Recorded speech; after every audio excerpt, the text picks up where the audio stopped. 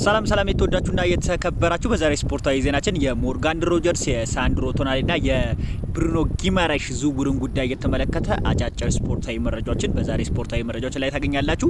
ከዛም በተጨማሪ በክረምት የዝውውር መስኮት አርሴናል ማንን ያስፈርማል የሚለው የብዙዎች ጥያቄ ነውና አርሴናል ምን አይነት ታክቲክ ተጠቅሞ ዝውውር ገበያ ላይ ይንቀሳቀሳል የሚለውንም በዛሬ ስፖርታዊ መረጃዎች ላይ በጥቂቱ ቢሆን አጋራችኋለሁ። ቪዲዮ ላይክ፣ ሰብስክራይብ ያደርጋችሁ እንድጀምሩልኝ በአክብሮት እየጠየቅኩ ወደ መረጃዎች አልፈ በዚህ ሳምንት ከአርሴናል ተጫዋች ዝውውር ጉዳይ ጋር በተያያዘ ምን አዳዲስ መረጃዎች ወጥቷል የሚሉትን ነገሮች በሰፊው እንመለከታለን። ምንም እንኳን የዓለም ዋንጫ ጥሎ ማለፍ በተለይ አሁን ላይ የዓለም ዋንጫ ብዙ ትኩረቶችን መሳባቸውን ተከትሎ ዝውውር ላይ አርሴናል በጣም መቀዛቀዝ ተመልክቶበታል። ነገር ግን በዚህ ሳምንት አዳዲስ የወጡ መረጃዎች አርሴናል በተመለከቱ ምን አሉ የሚሉትን ነገሮች እንመለከታለን። ቅድሚያ ግን ሰጥቼ ሳልፍ ብሩኖ ጊማራሽ ከኒውካስትል ወደ አርሴናል የሚያደርገውን ዝውውር እንመለከታለን።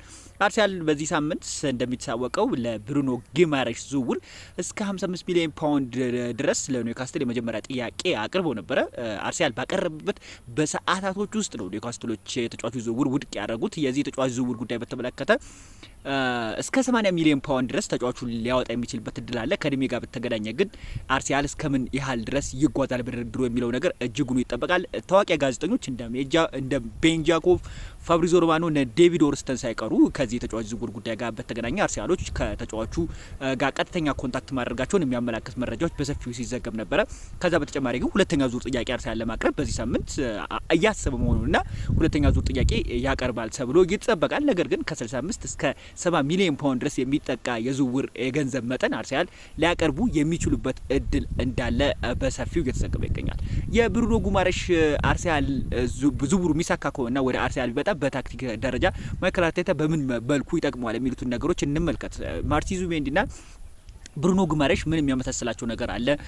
ምንስ ልዩነት አላቸው የሚሉትን ነገሮች ስንመለከት ብሩኖ ጊማራሽ ቀጥተኛ የሆነ ተጫዋች እንደሆነ ይታወቃል። ኢንተርሴፕሽን ላይ ፓስ ላይ ስሩ ፓስ ላይ በጣም ጥሩ የሆነ ተጫዋች እንደሆነ ይታወቃል።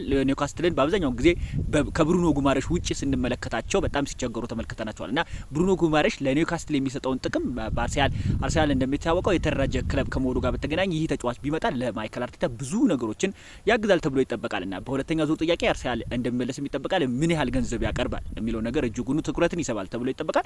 ከአርሴናል ተጫዋቾች የመሃል መስመር ጉዳይ ጋር በተገናኘ ብሩኖ ጊማራሽን የተመለከተ መረጃ ይሄንን ይመስላል። ሳንድሮ ቶናሊን በተመለከተስ ምን አዲስ መረጃ አለ የሚለው ነገር በጥቂቱ ላጋራችሁ። ሳንድሮ ቶናሊን አርሴናል ማስፈረም ይፈልጋል። ነገር ግን የገንዘቡ መጠን በጣም እጅጉኑ ከፍ ብሏል። እስከ 100 ሚሊዮን ፓውንድ ድረስ ኒውካስትል ከተጫዋቹ ዝውውር ይፈልጋሉና እስከዚህ ያህል ገንዘብ ድረስ ደግሞ አርሴናል ያወጣሉ ተብሎ አይጠበቅም። እንደነ ማማማ ዲያቢ የተባሉ ተጫዋች የመሃል መስመር ተጫዋች ሞሮካዊን ለማስፈረም አርሴናል ከእቅድ ዝርዝር ውስጥ ይካተታል። ነገር ግን ማንቸስተር ሲቲ እስከ 110 ሚሊዮን ፓውንድ ድረስ አውጥቶ ይህንን ወጣት ሞሮካዊ ለማስፈረም አንድ ስቴፕ ይንቀሳቀሳል የሚሉ መረጃዎች እየወጡ ይገኛሉ። ከሳንድሮ ቶናሊና ከብሩኖ ጊማራሽ ጉዳይ ጋር በተገናኘ ግን አንድ መረጃ ተያይዞ ወጣ መረጃ አለ። እሱም ሞርጋን ሮጀርስን ይመለከታል። ሞርጋን ሮጀርስ አርሴናል የክረምት የዝውውር መስኮት እቅዳቸው እንደሆነ ይታወቃል። ተጫዋቹ በተደጋጋሚ ጊዜ ስሙ ከአርሴናል ጋር ሲያያዝ ነበረ። ነገር ግን አርሴናል ኦፊሻል የሆነ የመጀመሪያ ጥያቄ ለተጫዋቹ አላቀረበም። በቀጣይ ግን በተለይ ልክ እንደነ ብሩኖ ጊማራሽ የመጀመሪያ ጥያቄ ካቀረበው በኋላ ውስጥ ለውስጥ እንደሚሰራም ይጠበቃል። አሰልጣኝ ስፖርቲንግ ዳይሬክተር አንድሪያ በርታ እንደሚታወቀው ከብዙ ተጫዋቾች ጋር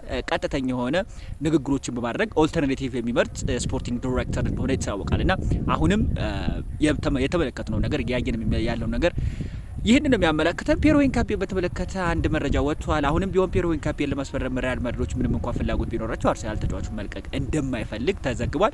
በክረምት የዝውውር መስኮት ከአርሴናል ማን ይለቃል የሚለውን ነገር ልጨምርላችሁና የዛሬ ስፖርታዊ መረጃዎችን ይጨርሳሉ። በክረምት የዝውውር መስኮት እንደነ ገብርኤል ጄሱስ፣ ማርቲኔሊ፣ ትሮሳርድ ያሉ ተጫዋቾች ከአርሴናል ይለቃሉ ተብሎ ይጠበቃል። ምንም እንኳን የተጫዋች ዝውውር አሁን ላይ በጣም በግለት እየተንቀሳቀሰ ባይገኝም ገብርኤል ጄሱስ ወደ ኒውካስትል ወደ ኤቨርተን የሚዘዋወርበት እድሎች እንዳሉ አንዳንድ መረጃዎችን ስመለከት ነበር። ከአርሴናል ተጫዋች ዝውውር ጉዳይ ጋር በተገናኘ በዚህ ሳምንት የወጡት በጣም ቤዚክ የሆኑ መረጃዎች ይመስላሉ። አልቫሬዝ ወደ አርሴናል የሚሉትን ነገር ደግሞ በቀጣይ እየተከታተልኩ ማጋራችሁ ይሆናል። ነገር ግን ሊሆን የሚችልበት እድል በጣም ዝቅተኛ ነው። ሁሊያን አልቫሬዝ ከአትሌቲኮ ማድሪድ መልቀቅ ይፈልጋል። ነገር ግን ተጫዋቹ አሁን ላይ ደግሞ ወደ ባርሴሎና የሚዘዋወርበት እድል እንዳለ እየተዘገበ ይገኛል። የዛሬ አጫጭር ስፖርታዊ መረጃችን ይመስላል። በሌላ ቪዲዮ እስክንገናኝ መልካም ጊዜ ተመኘሁ።